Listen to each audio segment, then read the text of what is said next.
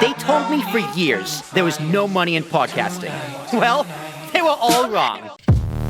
That's essentially what it is. And it's a good segue to doors and windows. So there's a hunger inside our heads' voices. Goddamn right there is. There's a deadly killer in every home. I sure hope not. There's a crucial need behind our public faces. Oh, that don't even get me started. There's a behavior nature wouldn't consider. All right, break it down. Why'd you call it doors and windows? Because again, there's a story called Doors and Windows on there.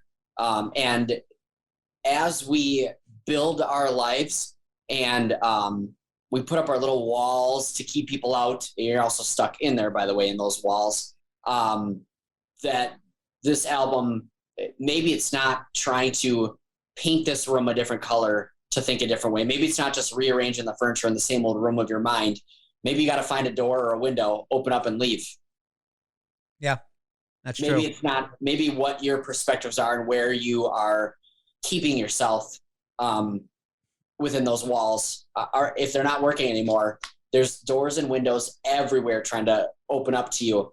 And you just have to either look through them or open them up and leave. So yeah, that's why it's called Doors and Windows. And the album cover, sorry, the third album's on this wall over here. You can't see it, but I never thought I was going to be on my own album cover, but I wanted, when I talked about getting out of my own head, I hired a photographer, got a bunch of balloons, and I made it so she took a big close up of my ear, and I'm jumping out of the ear, like getting out of my head into whatever's below with my shoe falling off, pretending that these balloons might save me and my descent faster. But yeah.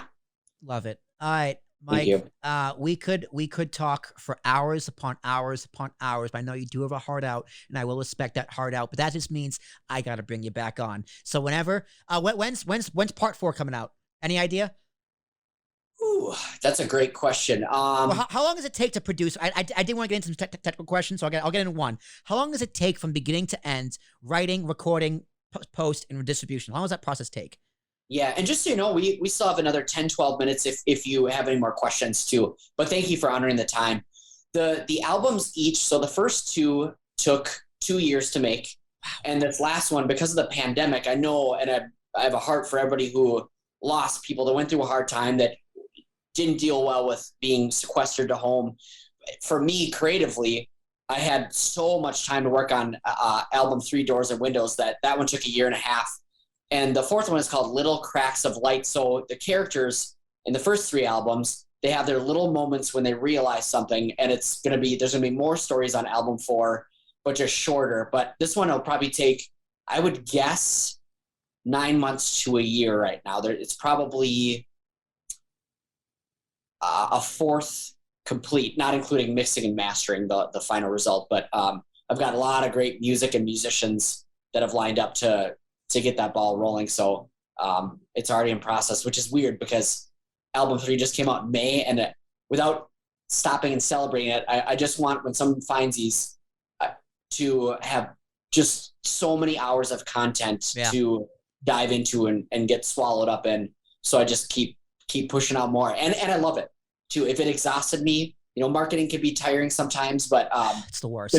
It's the worst. We can say it. We're creators. It's the worst. Yeah, necessary, but it's not my favorite thing. And someone else does it. That's why Jared does. My business partner. He does all the marketing. I do all the content creation. All right, I do the fun stuff. Give it all to Jared, damn it. Yeah, you're doing the fun conversations. Good luck, Jared. But but if I could create all day, every day, because it's everything falls away when I'm writing. Everything falls away when I'm listening to a story and picking out, like, this paragraph alone, these 2 minutes. The emotion has to change, and let's go use a minor key with whatever instrument we're using, turn to a minor key that sounds sad or dismal or depressing.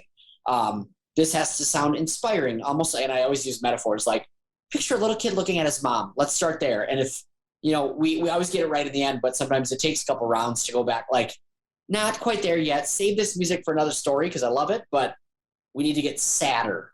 We need to get deeper here with the music. But yeah, so 9 months to 1 year, hopefully for Little Cracks of Light, which is crazy to even be thinking about right now. Hey man, train keeps rolling. As soon as one goes out, the other one starts right in production.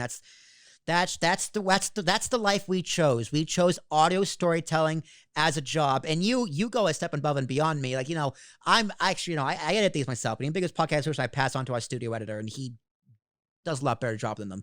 But that's a story for another day, ladies and gentlemen. That is Mike James, audio storyteller, incredible person.